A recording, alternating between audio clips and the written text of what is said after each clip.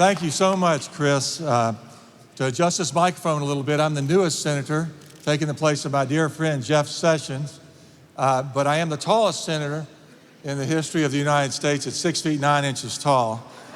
And sometimes these microphones don't exactly fit me, but I am so glad to be here. I want to thank you all for taking the stand that you're taking and allowing me to be here as you defend the Second Amendment. I want to thank, again, Chris. He's been a dear friend of mine for many years. He works tirelessly across the country, not just in Washington, but in the state capitals across this country. And I can't thank him enough for his friendship. It's no secret, I hope, to you that Alabamians like Jeff Sessions and me and others believe in and uphold the Second Amendment. We have a proud tradition in our state, and I'd like to offer a special acknowledgement and thanks to my Birmingham neighbor, Jim Porter, who's sitting here in the front row, for his strong leadership as a board member and president of this organization. Jim, thank you. Well, like many of you, I was raised in a simple home with loving parents around lots of firearms. As a young boy, it never seemed odd to me that we lived that way. It was just a normal way to grow up. But I guess as I've grown older, I realized that not all Americans grew up that way, and many of them disdain the way we were raised and the way we raised our children. They seem to fail to grasp that gun ownership is more than just a right in the Constitution. You see, the guns in our house, whether they were rifles or pistols or shotguns, and my grandmother had a .38 special she gave to me too, just like Colonel West, so I know what he's talking about. They were really a reflection of our great American attitude of self-reliance and of individual responsibility, something I believe in very strongly. Every day they send a message that will not submit to the supervision of the government. If someone had invaded our home when I was a child, there was never some consideration that my father would call and wait around for the police to come to the rescue. Not that that was a reflection on our great men and women in the police department, but we would protect ourselves. It was an act of self-reliance and individual responsibility. And both are too uncommon in our society today. I know you've heard from our speakers earlier this afternoon that the right to keep and bear arms is the last defense against tyranny, and that's true. At face value, that implies that when all else fails, this right will ensure all the other rights that we enjoy. When we can't speak freely, when we can't assemble freely, when we can't practice our faith, it's the right to keep and bear arms that allows us to push back, even to the point of returning fire.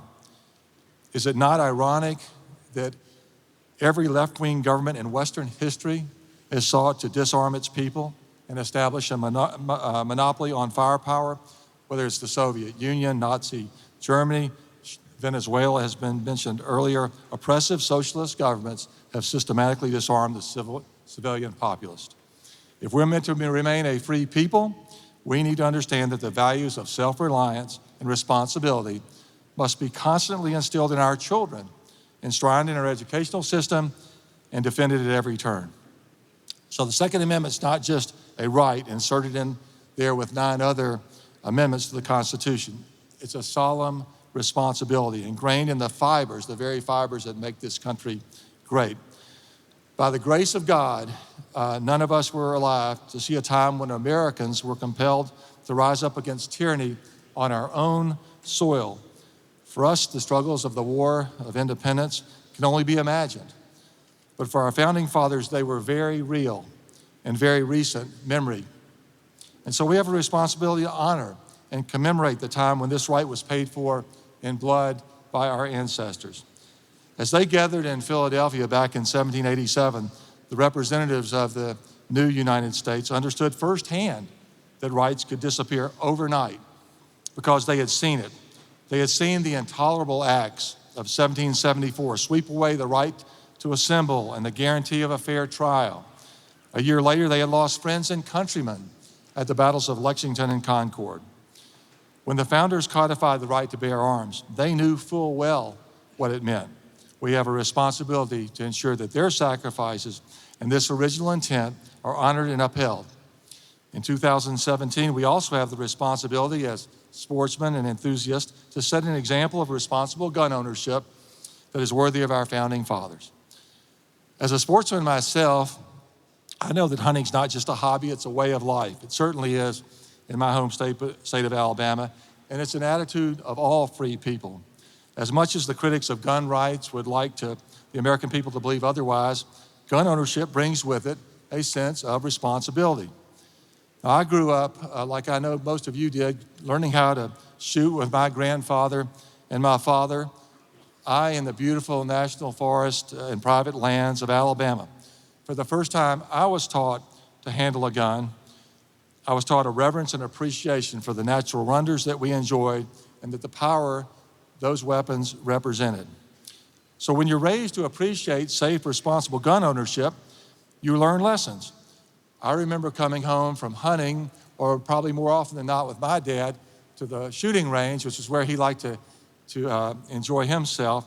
When I was a kid, he would sit down on his workbench in his study, and he would load his own ammunition. I'm afraid that might be becoming more of a lost art, reloading your own ammunition, but it was something that I just took for granted because my dad did it practically every night. I'm sure, knowing my father and his frugal ways, that he did it to save a few dollars, but I think he was also, as I think back on it, engaging in a ritual, sort of a habit of readiness that had been passed down to him. And we have a responsibility to ensure that those rituals endure. Of course, we sportsmen are called upon to be voluntary stewards of the Second Amendment, and gun owners everywhere are called upon to exercise their rights for the safety of their communities, and we have a responsibility to enforce those who do. But it's easy, and I've seen this as Attorney General, now as a senator, to talk the talk on gun rights, but not everyone's ready to walk the walk. Here today, you all know too well that there is not any time, despite our success, to be complacent. Across our country, the stand your ground laws we rely on when protecting ourselves and our communities are under fire. In Alabama, we fought to ensure that private citizens are not punished for taking responsible action. It was just 1 year ago yesterday, that a young man, Chris Gaither, was at home alone in a small town in our neighboring state, my home state of Alabama, Talladega, Alabama, when a burglar broke into his house, started stealing their possessions, and began to threaten young Chris in the process. Chris was an enterprising young man and got hold of his parents' 9mm and shot the intruder in the leg. That allowed the police to come and take him into custody. So when it comes to giving your family peace of mind, you shouldn't have to fight a legal battle over a situation like that. Fortunately, Chris didn't have to fight a legal battle, thanks to the work of the people in this room and the NRA, but had he been in another state, that might not have been the case. When the need arises, we have a responsibility to exercise this right of self-protection. For 6 years, I was the Attorney General of Alabama. You heard from Adam Laxalt earlier. He's a great friend of mine, another great defender of the Second Amendment. It was my job to fight the overwhelming regulatory agenda aimed at the Second Amendment and other fundamental freedoms coming from the Obama administration. And it was a wonderful job. My friend Greg Abbott, who was the Attorney General at the time, and he's now the great governor of Texas, used to tell the old story. He said, well, we have the best job in America. We conservative attorneys general, we get to wake up every morning and figure out how we're going to sue the Obama administration. That, fortunately, is not a problem that we have to worry about today. But it was a problem for 6, 8 long years. But it's a humorous story that Greg used to tell, but it was a sad story too, that we would have to do that. Because when it came to the rights to keep and bear arms and defending the Second Amendment, Eric Holder and Loretta Lynch did not make it easy for us to defend the Constitution. But along with our fellow AGs, we took every opportunity to act, and we were successful. I'll just point out one example to pick on New York. New York passed something called the SAFE Act. You'll remember this back in 2014. I was fortunate enough to be picked to take the lead on writing and filing a brief. 21 of my colleagues joined that, challenging that law in federal court, defending the state of New York State Rifle and Pistol Association against that unlawful order. And there are many, many other examples of that. Now I'm here and I'm preaching to the choir. I'm really here to say thank you. But you know these rights that we have come with it a responsibility at the highest levels of government. Your involvement lets the government know how you feel, and believe you me, to be standing here and following President of the United States, Donald Trump, is the perfect example and culmination of all the work you've done. And I want to thank you for that, because it literally has changed the course of our country. So thank you. Give yourselves a hand for that.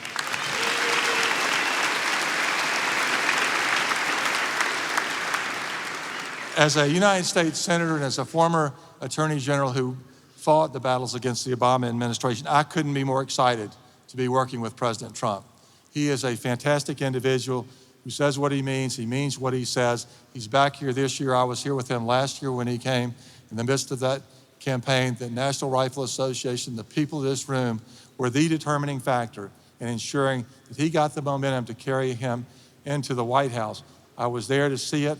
I was an Attorney General. Now I'm in the United States Senate. I was able to vote with my friend David Perdue and my friend Ted Cruz to confirm Neil Gorsuch to the United States Supreme Court. That is a generational appointment, and there will be more to come. And I couldn't be prouder to have cast that vote. Just stay tuned. There is more to come. The other thing I've got to say, because I'm standing in the shoes of Jeff Sessions, who was Attorney General years before me. He inspired me to get involved in politics. He's a person of principle, of integrity, who believes in the rule of law. And he has been willing to stand up, whether it's the border wall, whether it's illegal immigration, whether it's simply enforcing the rule of law, which is, I don't have to tell this group, but I say it whenever I can. The rule of law in the Constitution undermines every single right we have, not just the Second Amendment, every liberty and freedom we enjoy in this country. The men and women of armed services, law enforcement have died to preserve those rights. You're here today defending them. And Jeff Sessions embodies that. He is going to be a great Attorney General. He already is a great Attorney General. But it's not just Jeff. President Trump has nominated other great people to serve in his cabinet. You saw Secretary Zinke. Couldn't be a finer person in the world to be the Interior Secretary. My colleague, Scott Pruitt, was the Attorney General of Oklahoma, a fantastic Second Amendment supporter who is now the administrator of the Environmental Protection Agency, one of the most overbearing federal agencies we have.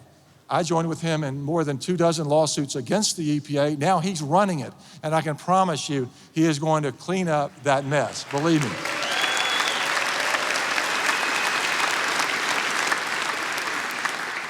We're not wasting any time in Congress, and I just want to say how much I appreciate the conservative leadership we have, and my friends in the Senate who have welcomed me. One of the first actions we took as I looked around as a new senator, what can I do to support the Second Amendment? What can I do to empower law-abiding men and women in this country to the right to keep and bear arms and to enjoy their sportsmanship and hunting and so forth, self-defense. And so I eagerly jumped at the opportunity to co-sponsor the Constitutional Concealed Carry Reciprocity Act. I'm very familiar with the need. That law is critically necessary as Attorney General and a person that defended our citizens' right to keep and bear arms. I promise you I will be a champion for that legislation, and we're going to get it done. So please continue what you're doing. I cannot overestimate the importance of your presence here, the significance of what you're doing. The future of our right to keep and bear arms is going to depend on how we defend ourselves against complacency. We cannot become complacent. 2018 will be here before we know it. And believe me, the Democratic Party and people who are opposed to the Second Amendment, as you've seen in elections here in Georgia and other places, are anxious to fight back. They, I don't think, have still come to terms with the fact that we have President Trump in the White House and that he's getting things done. So don't be complacent. Please don't be complacent. So let's get to work. Freedom's not free, as you know. Don't submit to the government. We don't want them to think or act for us. Let's think and act for ourselves. Let's continue to stay involved. I want to thank you so much. God bless you. God bless America. And thank you so much for your support. Thank you very much.